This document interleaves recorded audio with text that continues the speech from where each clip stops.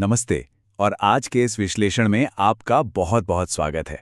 आज हम मुंशी प्रेमचंद की उस रोंगटे खड़े कर देने वाली क्लासिक कहानी कफन की गहराई में उतरने वाले हैं। सच कहूं तो ये कहानी हमारे समाज पर एक बहुत गहरा और कड़वा तंज कसती है।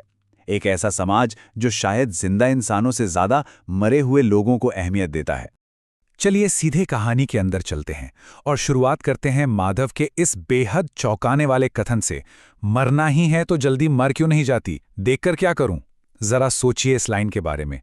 ये एक ही वाक्य कहानी की उस खौफनाक और संवेदनहीन दुनिया की नींव रख देता है जहां इंसानियत बिल्कुल दम तोड़ चुकी है। कहानी की शुरुआत होती है एक सर्द अंधेरी रात से। हमारा पहला मुख्य विषय है उदासीनता की आग। अब जरा इस सीन की कल्पना कीजिए जो कहानी के सबसे बड़े विरोधाभास को दिखाता है। झोपड़ी के अंदर क्या हो रहा है? एक नई जान दुनिया में आने के लिए तड़प रही है।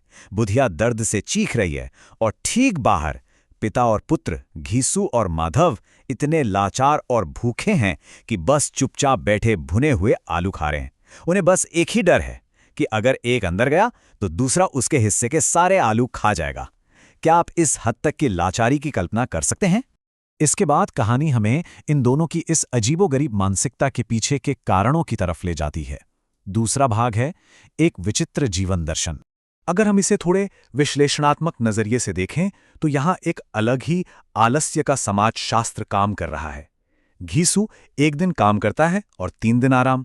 माधव आधा घंटा काम करता है तो 1 घंटे चिलम पीता है। लेकिन प्रेमचंद यहाँ एक बहुत बड़ा सवाल उठाते हैं। समाज उस किसान को भी वही भुखमरी देता है जो हाड़ तोड़ मेहनत करता है, और जो बिल्कुल काम नहीं करता उसका भी वही हाल है। तो ऐसे में जहां लगातार काम करने के बाद भी आपको भूखा ही सोना है, वहां उनका ये चरम आलस्य भले ही हमें कितना भी अजीब लगे, उनके लिए एक तरह का तार्किक विद्रोह बन चुका है। आइए इस टाइमलाइन पर नजर डालते हैं। इससे हमें उनके अभाव की गहराई समझ में आएगी। घेसू के जीवन के 60 साल बस छुटपुट काम, भीख या चोरी करके कट गए।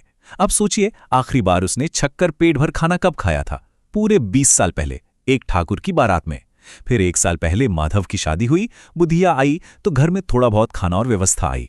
लेकिन आज हालत यह है कि वे चोरी के आलू से अपना मुंह जला रहे हैं, क्योंकि भूख इतनी है कि उनके ठंडे होने का इंतजार भी नहीं हो रहा। मतलब भरपेट खाना उनके लिए जीवन में बस एक बार होने वाले चमत्कार जैसा है। घीसू की ये बात सुनिए, तब से फिर उस तरह का खाना और भरपेट नहीं मिला। छोटे बड़े सब ने पूरियां खाईं और असली घी की। 20 साल पुरानी उस शानदार दावत की याद आज भी घीसू के दिमाग पर पूरी तरह से छाई हुई है। और सच बताऊं तो यही वो बात है जो आगे चलकर इस कहानी के क्लाइमैक्स का आधार बनती है। जैसे ही अगली सुबह होती है, बुधिया दम तोड़ देती है और यहां से कहानी का रुख मुड़ जाता है मृत्यु के व्यापार की ओर। हमारा अगला भाग मृत्यु और जमींदार। यहां एक बात गौर करने वाली है। रात भर जो लोग एकदम खामोश थे, सुबह होते ही गांव के रिवाजों को निभाने के लिए जोर जोर से रोने पीटने का दिखावा शुरू कर देते हैं। अब इन कंगाल बाप बेटे के सामने एक ही रास्ता है, अंतिम संस्कार के लिए गांव वालों से भीख मांगना। अगर हम गांव की इस कफन अर्थव्यवस्था को समझें तो देखिए क्या होता है। जमींदार को इनसे सख्त नफरत है, फिर भी वो चिढ़कर पीछा छुड़ाने के लिए 2 रुपए फेंक देता है। अब क्योंकि जमींदार ने पैसे दिए हैं तो ये देखकर गांव के बाकी महाजनों ने भी कुल 3 रुपए दे दिए। कुल हो गए 5 रुपए।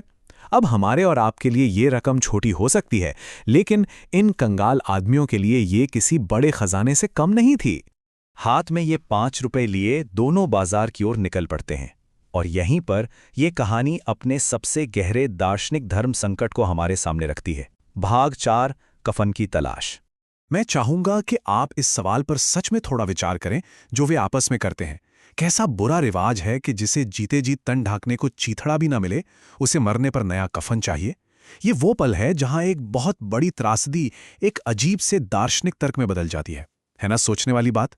और यहीं से हम पहुंचते हैं इस विश्लेषण के सबसे चौंकाने वाले हिस्से पर, सबसे बड़ी विडंबना, जहां चरम गरीबी इंसान के हर दुख और शोक को निगल जाती है।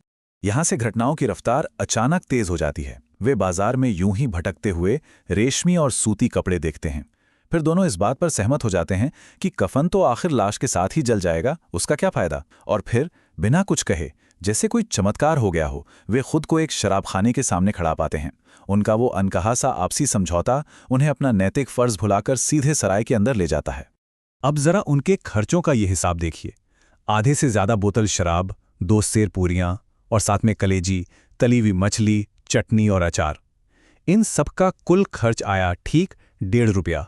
मतलब जो दान एक मृत महिला के कफन के लिए इकट्ठा किया गया था, उससे वो दोनों अपनी नजरों में एक राजाओं जैसी दावत उड़ा रहे हैं। और अब शुरू होता है खुद को सही साबित करने का खेल। घीसू कहता है, हमारी आत्मा प्रसन्न हो रही है तो क्या उसे पुण्य न होगा? वो ऐसा तर्क दे रहा है जैसे उनका ये छक्कर खाना उस बेचारी मृत बुधिया के लिए कोई बहुत बड़ा आध्यात्मिक आशीर्वाद हो। माधव भी इसमें पीछे नहीं है। वो तुरंत हामी भरता है, जरूर से जरूर होगा। आज जो भोजन मिला वो कभी उम्र भर न मिला था। यहां ये बात बिल्कुल साफ हो जाती है कि पेट भर खाने की वो जो भौतिक खुशी है ना, वो किसी भी तरह के अपराध बोध या पछतावे को पूरी तरह से कुचल देती है। इसमें सबसे दिलचस्प बात पता है क्या है? वे पहली बार दान देने की खुशी महसूस कर रहे हैं। माधव को एक पल के लिए डर लगता है कि भगवान को क्या जवाब देंगे, तो घीसू पूरे आत्मविश्वास से कहता है कि अरे यही समाज उसे एक और कफन दे देगा। फिर नशे में धुत होकर वे अपनी बची हुई पूरियां एक भूखी भिखारी को खिला देते हैं। विडंबना देखिए, उन्हें जिंदगी में पहली बार दानवीर होने का जो गर्व महसूस हो रहा है, वो उसी चंदे के पैसों से आ रहा है जो लोगों ने कफन के लिए दिया था। नशे और खुशी के इस अजीब से माहौल में वे सच में ये मानने लगते हैं कि बुधिया कोई संत है। माधव कहता है, वो बैकुंठ में जाएगी दादा, बैकुंठ की रानी बनेगी। उन्हें लगता है कि बुधिया ने मरकर ही सही उन्हें जिंदगी की सबसे शानदार दावत जो दे दी है। लेकिन नशे का यह माहौल अचानक करवट लेता है।